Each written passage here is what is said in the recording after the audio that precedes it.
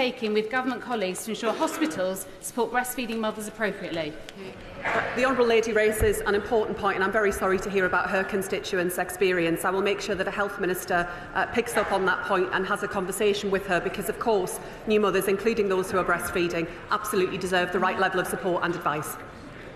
Debbie Abrams.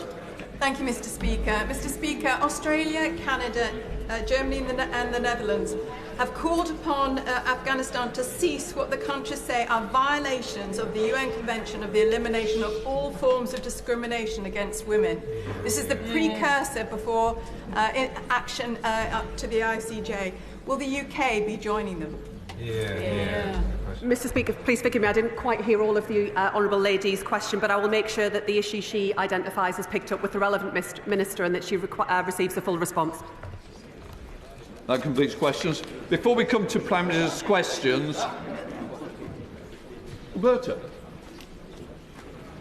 Before I come to Prime Minister's questions, I wish to welcome our special guest who is observing our proceedings today, His Excellency, the Speaker of the Somali House of the People. Your Excellency, you're more welcome. Let us move to Prime Minister's questions. Christine Geordie. Question number 1, please, Mr. Speaker.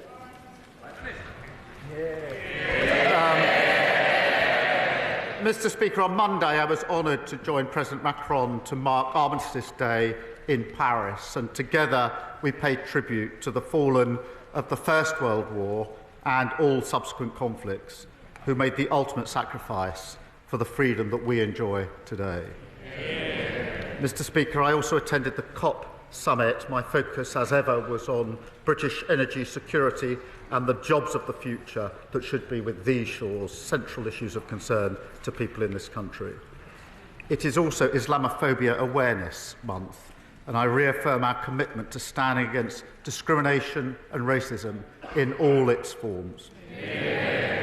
Mr. Speaker, this morning I had meetings with ministerial colleagues and others, in addition to my duties in this House. I shall have further such meetings later today. Christine Geordie. Thank you very much, Mr. Speaker. In the 2 weeks since the budget, I've been contacted by several GP practices in my constituency of Edinburgh West, including my own, I should say, with their genuine fears that the impacts of the changes to National Insurance Employers' contribution will threaten their ability to continue to offer the public the health service at the standard they do at the moment. And they are far from the only ones struggling, particularly in the health and social care sectors.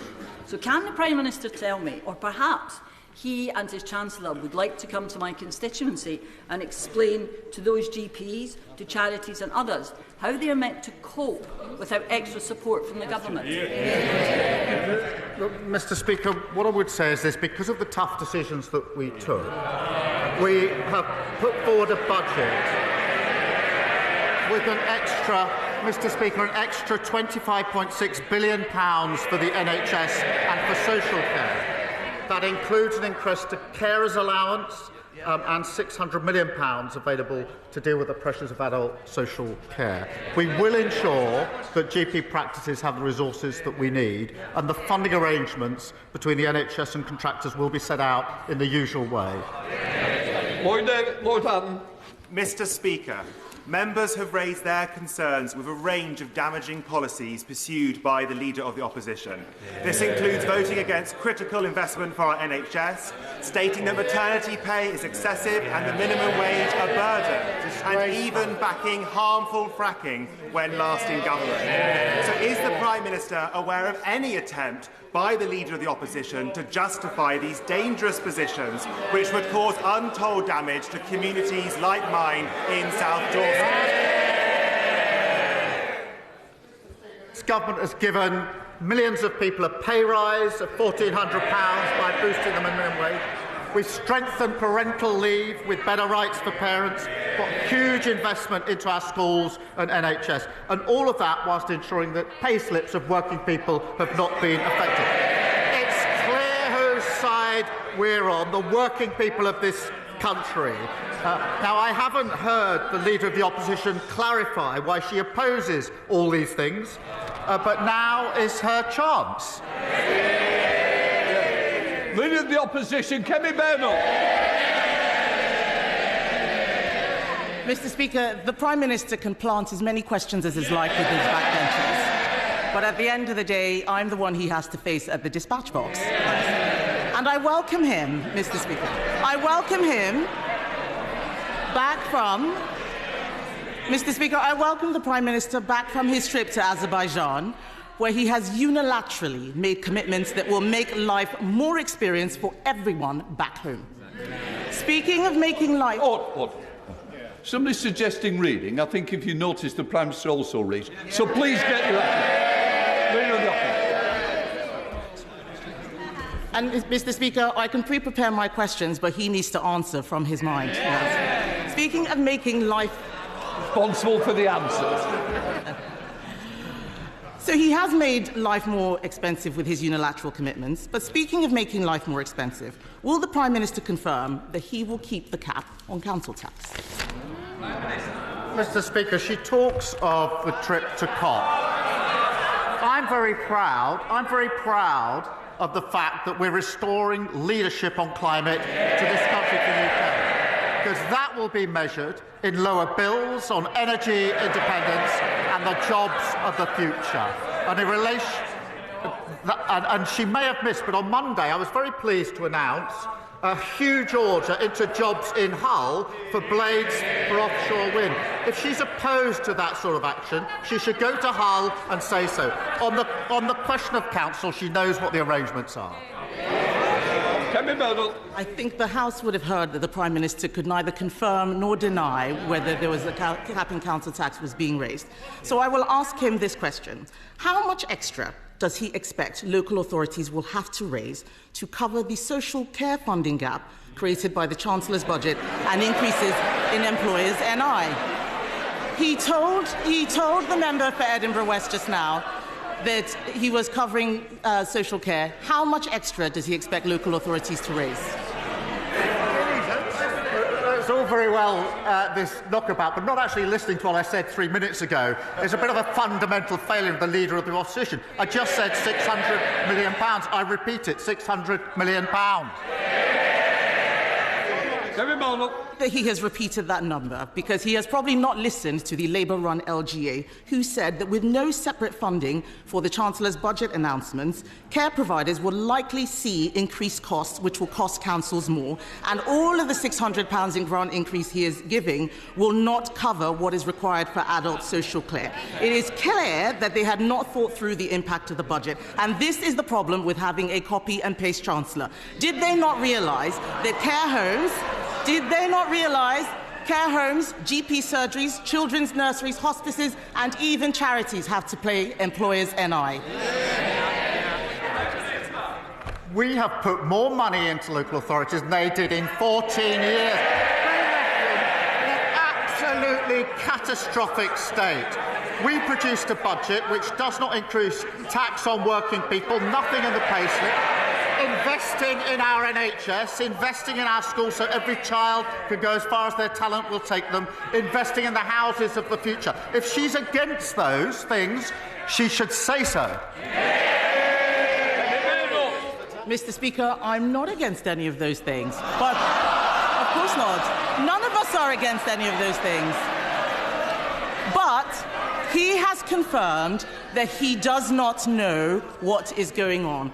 The Prime Minister probably does not realise that on Monday, the Ministry for Communities, Local Government and Housing revealed that councils will need to find an additional £2.4 billion in council tax next year. That's a lot more than £600 million.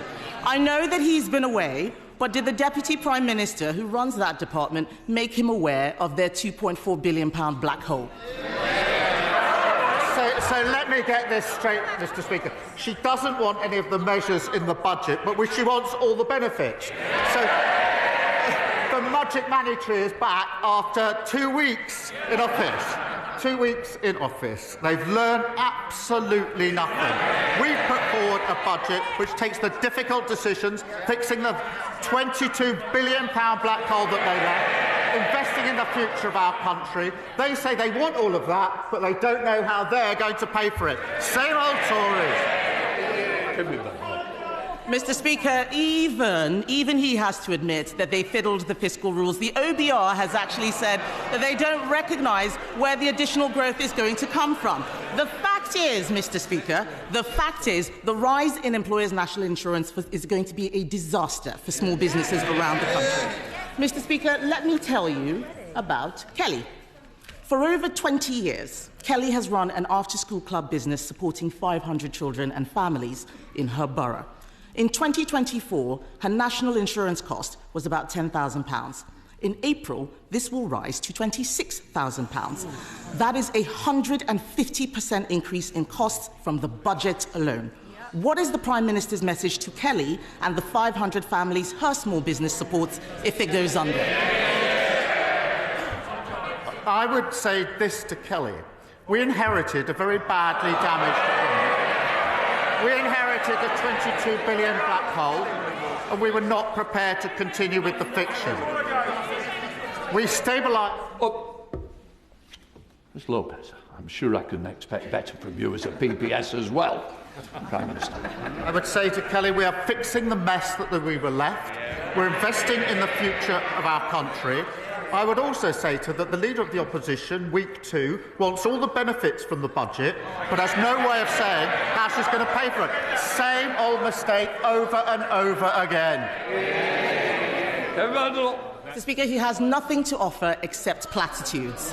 And the fact is that they do not know what they're doing. Their ideological budget was designed to milk the private sector and hope nobody would notice. Now his cabinet ministers are all queuing up for public sector bailouts to his tax mess. If he is going to bail out the public sector, then can he tell us this?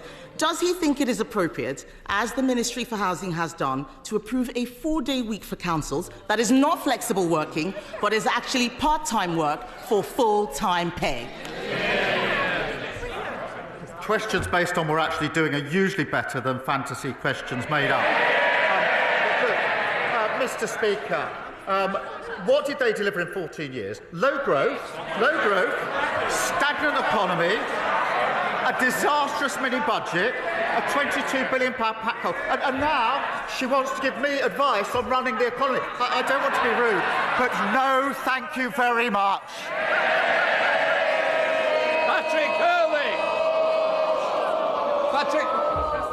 Patrick, yes, you, right at the end, Patrick. So... Thank you, Mr. Speaker.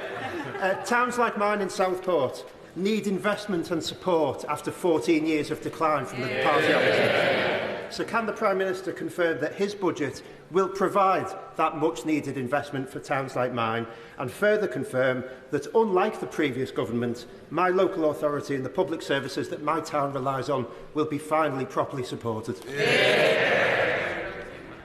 Can I begin by paying tribute to my honourable friend and to his constituents in Southport? They've shown extraordinary courage and resilience as they try to rebuild from the devastating tragedy and loss earlier this year. We will ensure, Mr. Speaker, that the people of Southport are supported now and in the years to come. The budget is designed to fix the crucial services that his constituents rely on, including £1.3 billion of new funding for local government, an investment in safer streets, in our NHS for the future, and that's the direction in which we're taking the country.